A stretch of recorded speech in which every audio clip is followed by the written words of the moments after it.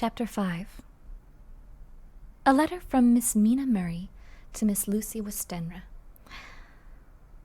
9th of May. My dearest Lucy, forgive my long delay in writing, but I've been simply overwhelmed with work. The life of an assistant schoolmistress is sometimes trying. I'm longing to be with you, and by the sea, where we can talk together freely and build our castles in the air. I've been working very hard lately, because I want to keep up with Jonathan's studies, and I've been practicing shorthand very assiduously. When we are married, I shall be able to be useful to Jonathan, and if I can stenograph as well as I can take down what he wants to say in this way and write it out for him on the typewriter, at which also I am practicing very hard. He and I sometimes write letters in shorthand, and he's keeping a stenographic journal of his travels abroad. When I am with you, I shall keep a diary in the same way. I don't mean one of those 2 pages to the week with Sundays squeezed into corner diaries, but a sort of journal which I can write in whenever I feel inclined. I do not suppose that there will be much of interest to other people, but it's not intended for them. I may show it to Jonathan some day, if there isn't anything in it worth sharing. But it is really an exercise book. I shall try to do what I see lady journalists do, interviewing and writing descriptions and trying to remember conversations. I'm told that with a little practice, one can remember all that goes on or that one hears said during a day. However, we shall see. I'll tell you of my little plans when we meet. I've just had a few hurried lines from Jonathan from Transylvania. He is well and will be returning in about a week. I'm longing to hear all his news. It must be nice to see strange countries. I wonder if Jonathan and I, shall ever see them together. There is the 10 o'clock bell ringing. Goodbye. Your loving Mina. Tell me all the news when you write. You have not told me anything for a long time. I hear rumors, and especially of a tall, handsome, curly-haired man. Letter. Lucy Westenra to Mina Murray. 17th, Chatham Street, Wednesday. My dearest Mina, I must say you tax me very unfairly with being a bad correspondent. I wrote you twice since we parted, and your last letter was only your second. Besides, I have nothing to tell you. There's really nothing to interest you. The town is very pleasant just now, and we go a great deal to picture galleries and for walks and rides in the park. As to the tall, curly-haired man, I suppose it was the one who was with me at the last pop. Someone has evidently been telling tales. That was Mr. Holmwood. He often comes to see us, and he and Mamma get together on very well. They have so many things to talk about in common. We met some time ago a man that would do just for you, if you were not already engaged to Jonathan. He's an excellent party, being handsome, well off, and of good birth. He's a doctor and really clever. Just fancy. He's only 9 and 20, and he has an immense lunatic asylum all under his own care. Mr. Holmwood introduced him to me, and he called here to see us, and often comes now. I think he's one of the most resolute men I ever saw, and yet the most calm. He seems absolutely imperturbable. I can fancy what a wonderful power he must have over his patients. He has a curious habit of looking one straight in the face, as if trying to read one's thoughts. He tries this on very much with me, but I flatter myself he's got a tough nut to crack. I know that from my glass. Do you ever try to read your own face? I do, and I tell you, it is not a bad study. and gives you more trouble than you can well fancy if you've never tried it. He says that I afford him a curious psychological study, and I humbly think I do. I do not, as you know, take sufficient interest in dress to be able to describe the new fashions. Dress is a bore. This is slang again, but never mind. Arthur says that every day. There. It is all out, Mina. We have told all our secrets to each other since we were children. We have slept together and eaten together and laughed and cried together, and now, though I have spoken, I would like to speak more. Oh, Mina, couldn't you guess? I love him. I'm blushing as I write, for although I think he loves me, he has not told me so in words. But, oh, Mina, I love him. I love him. There. That does me good. I wish I were with you, dear, sitting by the fire undressing as we used to sit, and I would try to tell you what I feel. I don't know how I'm even writing this to you. I'm afraid to stop, or I should tear up the letter, and I don't want to stop, for I do so want to tell you all. Let me hear from you at once, and tell me all you think about it. Mina, pray for my happiness. Lucy. P.S. I need not tell you this is a secret. Good night again. L. Letter. Lucy Westenra to Mina Murray. 24th of May. My dearest Mina, thanks and thanks and thanks again for your sweet letter. It was so nice to be able to tell you and have your sympathy. Oh, my dear, it never rains, but it pours. How true the old proverbs are. Here am I, who shall be 20 in September, and yet I never had a proposal till today. Not a real proposal. And today I had 3. Just fancy, 3 proposals in one day. Isn't it awful? Oh, I feel sorry, really and truly sorry for 2 of the poor fellows. Oh, Mina, I'm so happy that I don't know what to do with myself. And 3 proposals. Oh, for goodness sake, don't tell any of the girls, or they would be getting all sorts of extravagant ideas and imagining themselves injured and slighted if in their very first day at home they did not get 6 at least. Some girls are so vain. You and I, Mina dear, who are engaged and are going to settle down soon soberly into old married women, can despise vanity. Well, I must tell you about the 3, but you must keep it a secret, dear, from everyone except, of course, Jonathan. You will tell him, because I would, if I were in your place, certainly tell Arthur. A man...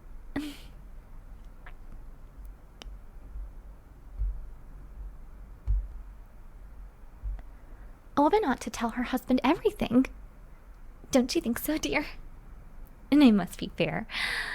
Men like women, and certainly their wives, to be quite as fair as they are. And women, I'm afraid, are not always quite as fair as they should be. Well, my dear, number 1 came just before lunch. I told you of him. Dr. John Seward, the lunatic asylum man with the strong jaw and the good forehead. He was very cool outwardly, but was nervous all the same. He had evidently been schooling himself as to all sorts of little things, and remembered them, but he almost managed to sit down on his silk hat, which men don't generally do when they're cool. And then he wanted to appear at ease. He kept playing with a lancet in a way that made me nearly scream. He spoke to me, Mina, very straightforwardly. He told me how dear I was to him, though he had known me so little, and what his life would be with me to help and cheer him. He was going to tell me how unhappy he would be if I did not care for him, But when he saw me cry, he said he was a brute and would not add to my present trouble. Then he broke off and asked if I could love him in time. And when I shook my head, his hands trembled. And then with some hesitation, he asked me if I cared already for anyone else. He put it very nicely, saying that he did not want to wring my confidence from me, but only to know, because if a woman's heart was free, a man might have hope.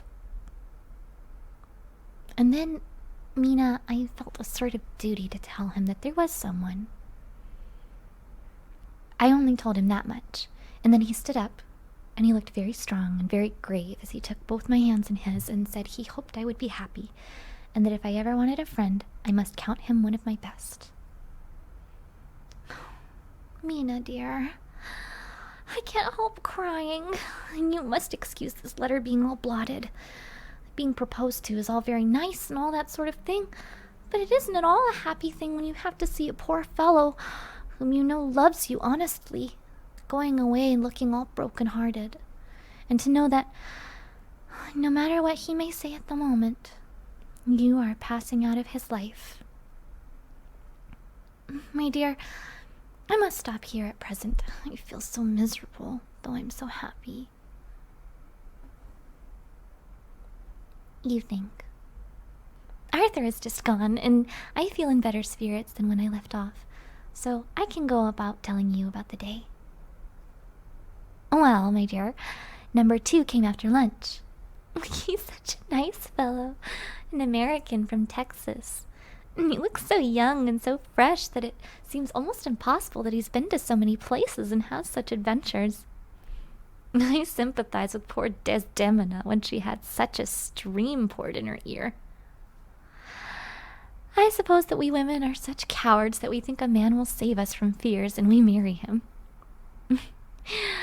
I know now that what I would do if I were a man and wanted to make a girl love me. No, I don't.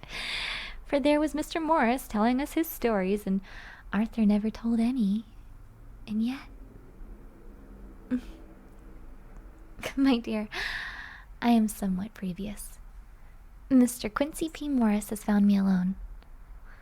It seems that a man always does find a girl alone. No, he doesn't, for Arthur tried twice to make a chance, and I helping him all I could, I am not ashamed to say it now. I must tell you beforehand that Mr. Morris doesn't always speak slang. That is to say, he never does so to strangers or before them, for he really is well educated and has exquisite manners. But he found out that it amused me to hear him talk American slang, and whenever I was present, there was no one to be shocked. He said such funny things. I am afraid, my dear, he has to invent it all, for it fits exactly into whatever else he has to say. But this is a way slang has. I do not know myself if I shall ever speak slang. I don't know if Arthur likes it, as I've never heard him use any as of yet.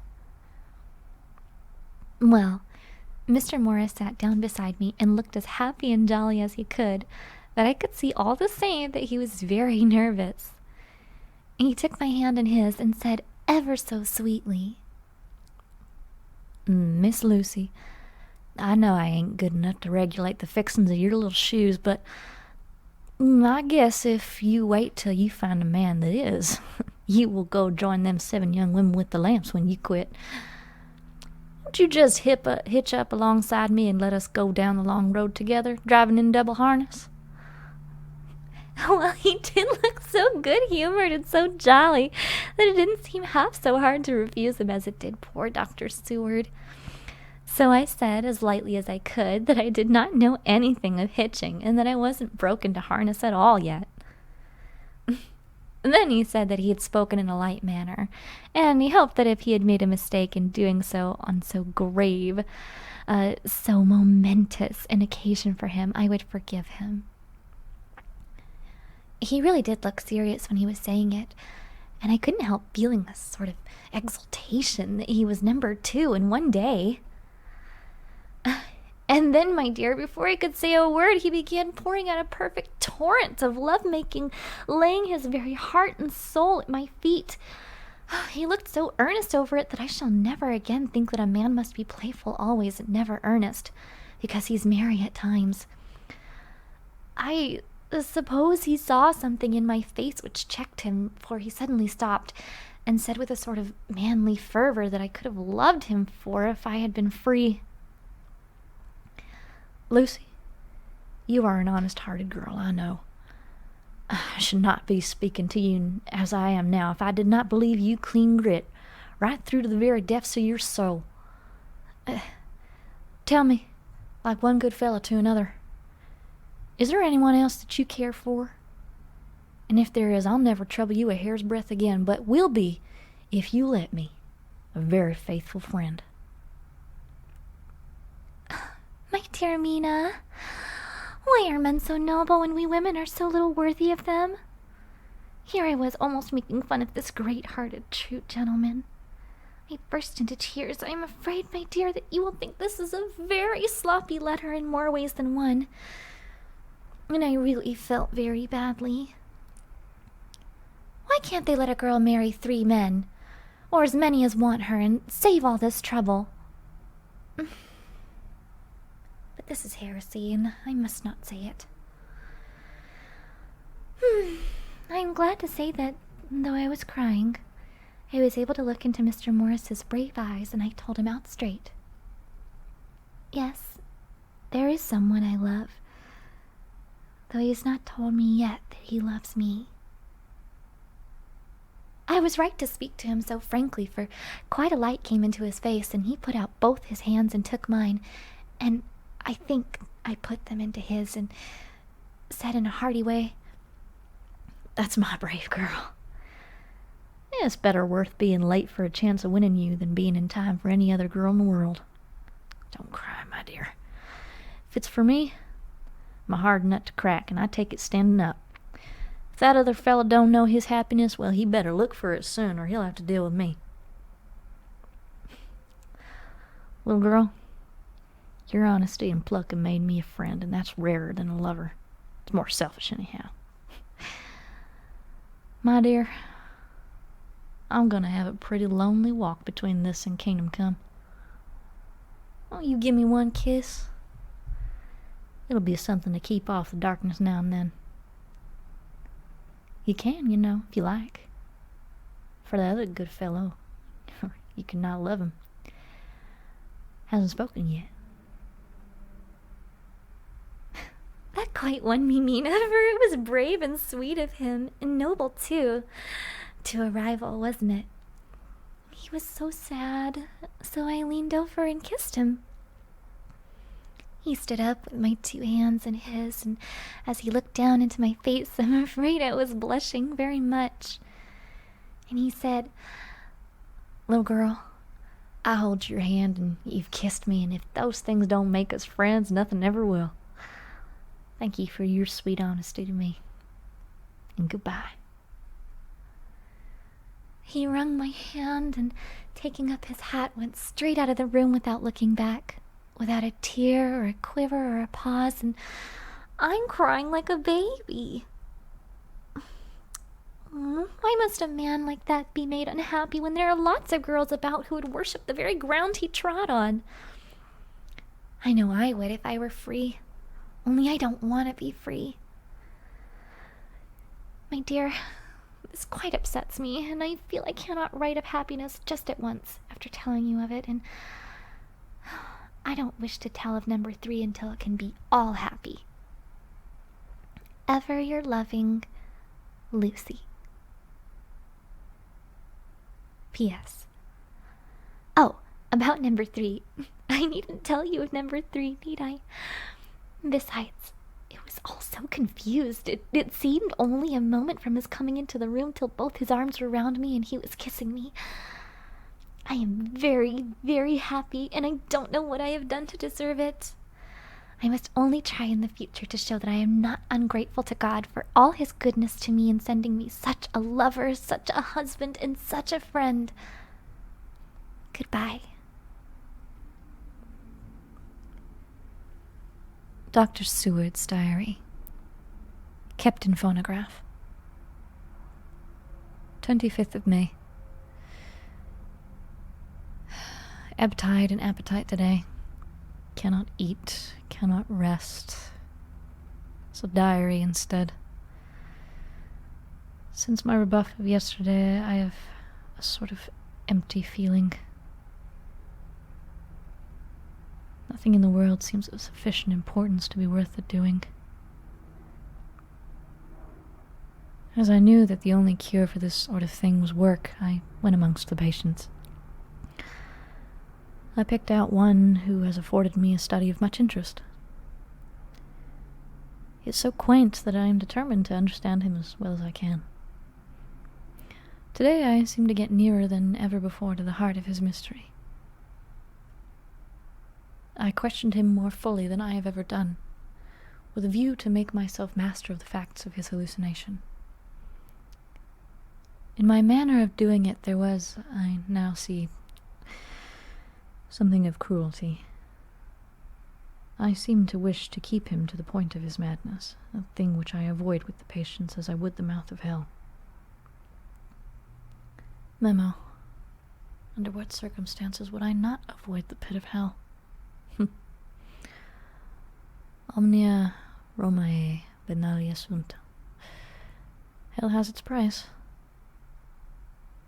If there be anything behind this instinct, it will be valuable to trace it afterwards accurately, so I had better commence to do so. Therefore, R.M. Renfield, age 59. Sanguine temperament, great physical strength, morbidly excitable, periods of gloom, ending in some fixed idea which I cannot make out. I presume that the sanguine temperament itself and the disturbing influence end in a mentally accomplished finish. A possibly dangerous man. Probably dangerous, if unselfish.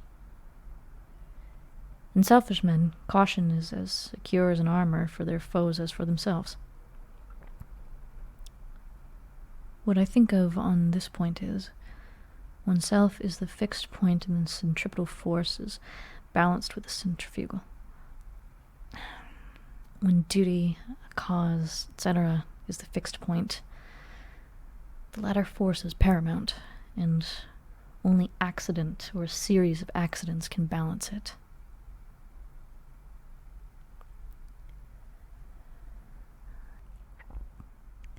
Letter.